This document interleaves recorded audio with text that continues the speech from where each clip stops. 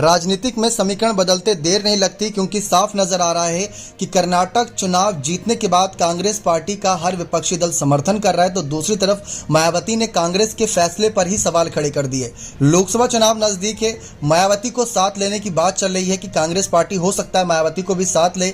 विपक्षी दलों में वो भी बड़ी पार्टी के तौर पर सामने आती है, 10 लोकसभा सीट उनके पास भी है, लेकिन मायावती ने कांग्रेस के फैसले पर ही सवाल खड़े कर दिए। आप सबको याद दिला दे, जब पिछली बार 2018 में कांग्रेस के और जेडीएस के साथ मिलकर सरकार बनी थी, तो वहां पर मायावती सोनिया गांधी के साथ बहुत क्लोज नजर आई थी।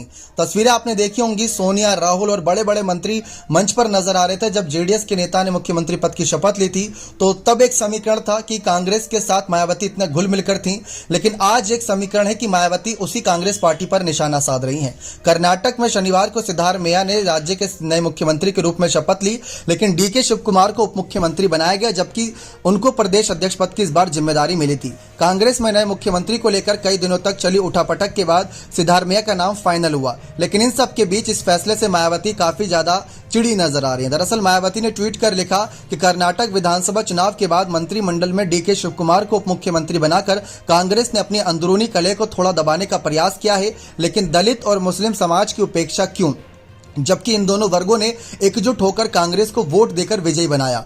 तो मायावती ने कांग्रेस की रणनीति पर ही सवाल खड़े कर दिए। एक दूसरे ट्वीट में बसपा सुप्रीमो ने आगे लिखा कि कांग्रेस की ओर से कर्नाटक में सीएम पद के लिए दलित समाज की उठी दावेदारी को पूरी तरह से अनदेखी करने के बाद अब किसी भी दलित और मुस्लिम को डिप्टी सीएम नहीं बनाना, यह इनकी जातिवादी मानसिकता को दर्शाता है। अर्थात इनको ये वर्ग केवल अपने खराब दिनों में ही याद आते हैं। ये लोग सतर्क रहें। आपको बता दें कि कर्नाटक के राज्यपाल थावरचंद गहलोत ने कांटीरावा स्टेडियम में चल रहे समारोह में सिद्धारमैया को सीएम और डीके शिवकुमार को डिप्टी सीएम पद की शपथ दिलाई। सीएम के रूप में सिद्धारमैया का यह दूसरा कार्यकाल है। उन्होंने इस पद को 2013 और 2018 के बीच भी संभाला था। सिद्धारमैया ने जहां भगवान के नाम पर 24वें मुख्यमंत्री के रूप में शपथ ली।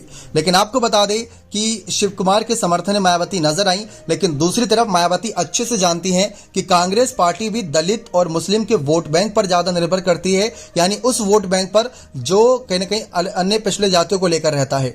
और हिंदुत्व का कार्ड बीजेपी अच्छे से खेल लेती है, यह हर कोई जानता है, लेकिन मायावती ने इसी को अलग तरीके से भुनाने के लिए, और बीजेपी भी अब सभी समुदाय को साथ लेकर चले, लेकिन मायावती ने इसको अलग तरीके से पेश करते हुए, इस मामले में अलग राय रखते हुए बाकी विपक्षी दलों से कांग्रेस के खिलाफ एक तरीके से अपनी कलह जता दी है।